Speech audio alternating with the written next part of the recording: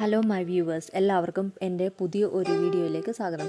ഇന്നത്തെ എൻ്റെ റെസിപ്പി എങ്ങനെ ഒരു പഴുത്ത മാങ്ങ ചേർത്ത് എളുപ്പത്തിൽ ചപ്പാത്തി ഉണ്ടാക്കാമെന്നാണ്.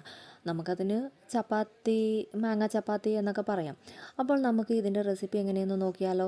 ഞാൻ അതിന് നല്ലപോലെ പഴുത്ത ഒരു മാങ്ങ എടുത്തിട്ടുണ്ട്. ഏകദേശം ഒരു 1/2 കിലോ ഒക്കെ കാണും. അതിൻ്റെ തൊലിയൊക്കെ കളഞ്ഞ് ചെത്തി ചെറിയ ക്യൂബ്സ് ആക്കി ഒരു മിക്സിയുടെ ജാറിലിട്ട് നല്ലപോലെ പേസ്റ്റാക്കി എടുത്തിട്ടുണ്ട്. ഞാൻ വെള്ളമൊന്നും ചേർക്കാതെയാണ് അത് പേസ്റ്റാക്കി എടുത്തത്. നിങ്ങൾക്ക് വേണമെങ്കിൽ ആവശ്യത്തിന് വെള്ളം ചേർക്കാം. പിന്നെ ഞാനൊരു പാത്രത്തിലേക്ക് 4 കപ്പ് ആട്ട അല്ലെങ്കിൽ ഗോതമ്പ് പൊടി എടുത്തിട്ടുണ്ട്. ആവശ്യത്തിന് ഉപ്പും അതിൻ്റെ കൂടെ ചേർത്തിട്ടുണ്ട്. പിന്നെ ഞാൻ അടിച്ചു വെച്ചിരിക്കുന്ന ആ മാങ്ങയും കൂടെ അതിൻ്റെ കൂടെ ചേർത്ത് നല്ലപോലെ കുഴച്ചെടുത്തേക്കുന്നുണ്ട്, ഈ വീഡിയോയിൽ കാണുന്ന പോലെ. ഒരു മയത്തിന് വേണ്ടിയിട്ട് ഞാനൊരു 1 ടീസ്പൂൺ എണ്ണ കൂടി ചേർത്തിട്ടുണ്ട്.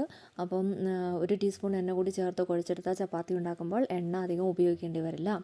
പിന്നെ ഇതെല്ലാം കഴിഞ്ഞിട്ട് വേണമെങ്കിൽ നല്ലവണ്ണം കുഴച്ചെടുത്ത് കഴിയുമ്പോൾ 1 മണിക്കൂർ വേണമെങ്കിൽ റെസ്റ്റ് ചെയ്യാൻ വെച്ചാൽ നല്ലതാണ്. അപ്പോൾ ചപ്പാത്തിക്ക് നല്ല മയം കിട്ടും. എനിക്ക് പിന്നെ ടൈം ഇല്ലാത്തതുകൊണ്ട് കുഴച്ചെടുത്ത പാടെ ഈ ബോൾസാക്കി നല്ല പോലെ ഈ വീഡിയോയിൽ കാണുന്ന പോലെ നല്ല റൗണ്ട് ഷേപ്പിൽ അങ്ങ് പരത്തിയെടുത്തു. അങ്ങനെ ഈ ഒരു 4 കപ്പ് മൈദ കൊണ്ട് ഞാൻ ഏകദേശം ഒരു 10-20 ചപ്പാത്തി ഇങ്ങനെ ഈ രീതിയിൽ ഉണ്ടാക്കിയെടുത്തു. പിന്നെ ഞാനല്ല ഇങ്ങനെ പരത്തിയെടുത്തത്, എൻ്റെ ഹസ്ബൻഡാണ്.